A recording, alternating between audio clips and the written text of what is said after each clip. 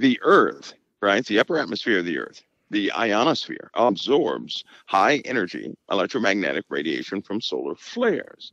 Okay, so the flare comes in, hits the ionosphere, prevents it from reaching the surface of the Earth. The ionosphere by itself, just go a little deeper, is made up of three regions, D, E, and F. Right? These are subregions within the ionosphere. Right? I have a severe concern with the D region. The D region is about 35 to 55 miles above the Earth. Okay, and then of course it goes into the EF regions. The D region is a very volatile region. By the way, without the ionosphere, we would not have radio communication at all, right? So, but it's full of ionized radiation. Okay. Ionized radiation is very dangerous. Okay. If we were exposed to ionized radiation, it would knock the electrons out of the atoms of our bodies, and then of course we die. You know, that's the way that works. It disrupts DNA and everything else. The ionosphere stops that from happening. So it's the upper layer of the Earth that absorbs this. Here's the issue.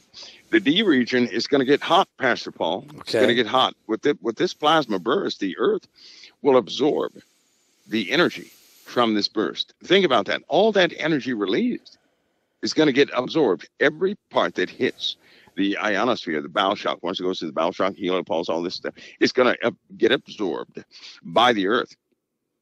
I think it's going to go right into the D region.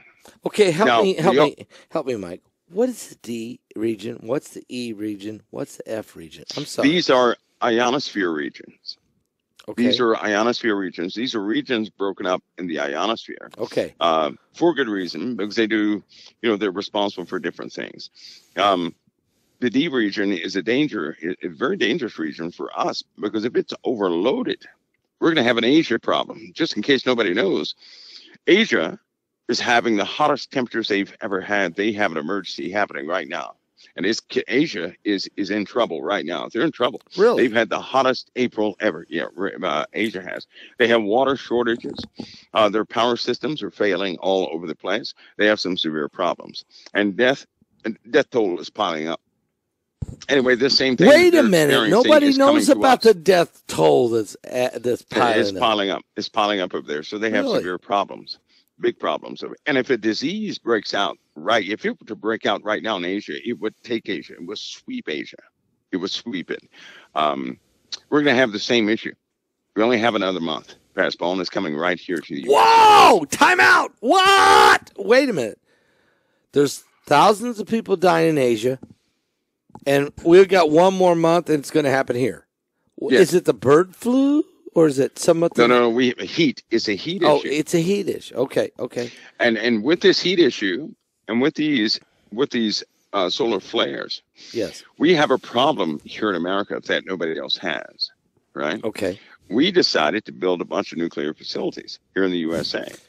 We did. Yes. Everybody knows that during the Carrington event, motors began to turn all by themselves, right? Things that were unplugged began to run all by themselves, specifically AC motors, DC brushless motors, things like that. Pastor Paul, do you know what happened? Well, let me say it. So I have to say it sideways. I'm going to say sideways. I can't give it right out front, but let's give a hypothetical here. Suppose we have a nuclear facility. Okay. That's being decommissioned. It's being decommissioned. Okay. Now, of course, that nuclear facility has to run because it has to cool down these rods. It has cooling systems in there. Yes. Right. The turbine was not moving, but it was charged. Let's just say one of those turbines gets charged from the sun, from an overactive ionosphere. And it, for some reason, begins to turn, throwing back EMF into the uranium pool, heating it up even more, almost causing a meltdown, right? And this is through a minor CME. Oops. What would happen during a major CME? I didn't know. You're looking at EMF backfeed. Because, see, when you have a CME, the relays they use, voltage can jump those relays. Back EMF will build up. Those turbines will start to turn anyway. Really? And it's going to cause the whole system to fail, to melt down. Right. So there is no shutdown. You know that, right? There's no shutdown. Wow. If we had nuclear facilities back during the Carrington event, the USA would not be here today. It would have been over. Not be here today. It would have been over because every facility would have melted all down. we had was telegraphs, and it fried the wires. I mean, it burned the wires, right? Right. People got electrocuted.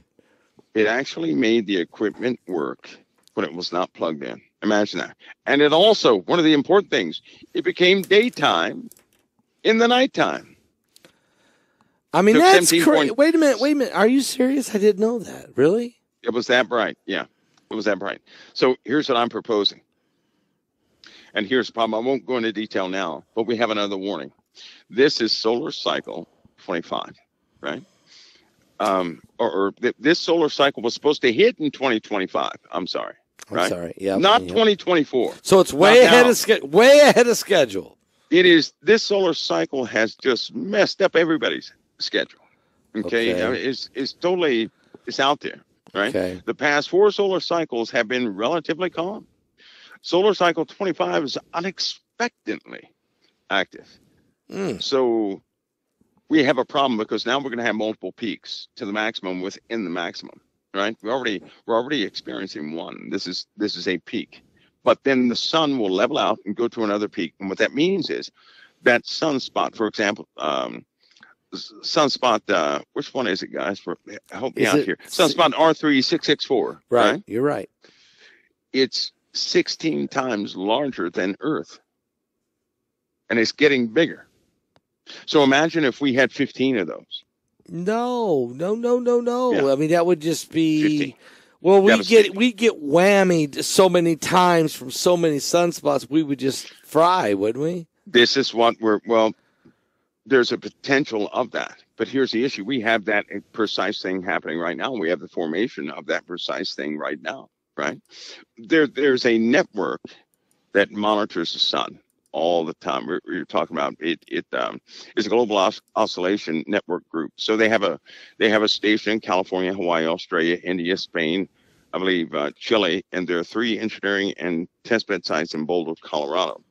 They monitor the sun's activity, earthbound, Earthside, 24 hours a day, 7 days a week, so that they can record all anomalies from the sun, so they can get a very accurate picture of what it's doing, so they can follow the history of the development changes of the sun. The sun is doing things, and it's way off trending from what it usually did, right?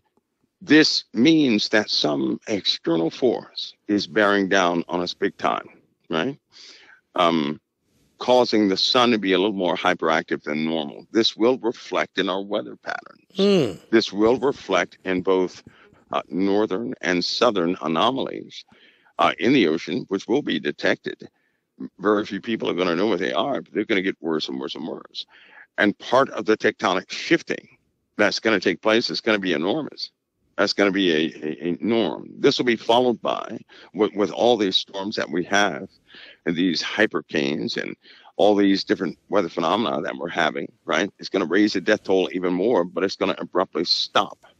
We're going to have no clouds. That region of time when we have no rain is coming. 0 rain. That's but crazy. No one's preparing. No. Like right now, is anybody preparing for July? Nope. Is anybody preparing for June? No. People saw what happened this last week. Are you saying that we're going to have one of the hottest summers ever here in America or around the world? It's going to be bad. Is it? It's going to be bad. Are we going to have a lot of hurricanes in the fall or no? We're going to have some pretty sizable anomalies. But you're more worried about the heat that's coming in the summer. Yeah, the weather overall, this in combination with one more thing. All celestial formulas, celestial mechanics, is 99% of the mass of our solar system is missing. What? Now wait a minute. Say that again. What? It's off center. 99% of the mass of our solar system is missing. Is off center. It should be centered, but it's not. It's not. Okay. Here's a fact. Binary stars are most of the stars that we have observed. 85% have been binary. 20% have been triple or greater star clusters in number, which leaves a whopping 5%, Earth included, right? Or our solar system included. So we are, right now, because it's very difficult to observe if we're in a binary system or not, by the eye, even by optics, it's very difficult. not by that gravitational force that sits right at the outer belt of our solar system, right? That's this center of mass in a binary system that's now shifting. Now, the only way that can shift is if we, in fact, are in a binary pattern. Okay. Right? Okay. Okay. Talk to us about this. Well, that's been identified. The center mass of our solar system that was far out past Pluto has shifted near Pluto, right? That means our position in conjunction with the binary star is changing.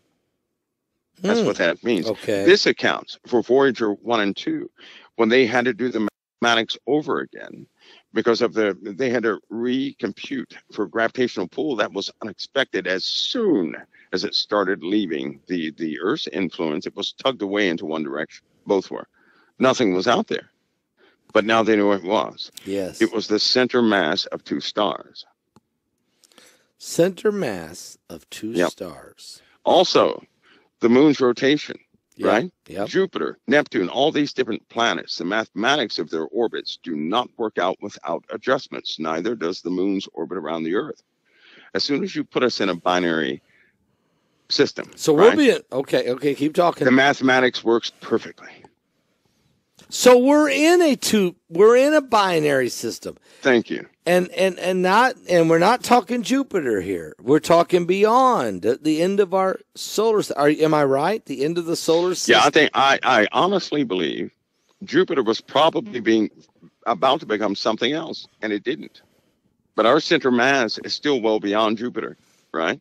It's well beyond Jupiter. Yes. And all the mathematics work out. They recently did, and this year they did some simulations of the solar system. Okay. Some of the best computers that anybody could have. All right. And it only works in a binary system. Planetary movements, right? Every single hiccup of every single planet works out fine mathematically, only in the binary model. It does not work with a single star. Huh. And that's why even now with how they do craft and everything else, they make adjustments to those formulas, which makes radio communication and delayed programming very important for everything that goes out in space. Now, if you put us back in a binary system, they need not make any adjustments, right? So this year, that's pretty much confirmed, right? So everybody should expect textbooks and everything else to begin to change at the end of 2024 going into 2025 to adjust for this. Here's the issue, though. The sun is starting to feel certain effects, which makes this solar cycle a warning. This is not going to be a good solar cycle at all. It's not. Right? It's going to be indeterminate. It's not going to be as predictable as the others. Okay, so it's not going to be. You don't know if it's going to be hot or cold. I mean, do you tell me what you mean by? We're facing different effects here. We're facing very different effects. Right now, first of all, the activity that we're having right now, they did not expect until 2025.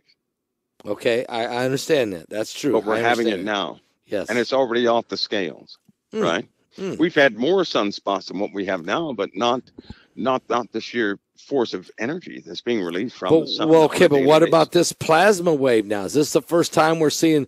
I mean, we're going to get whacked here.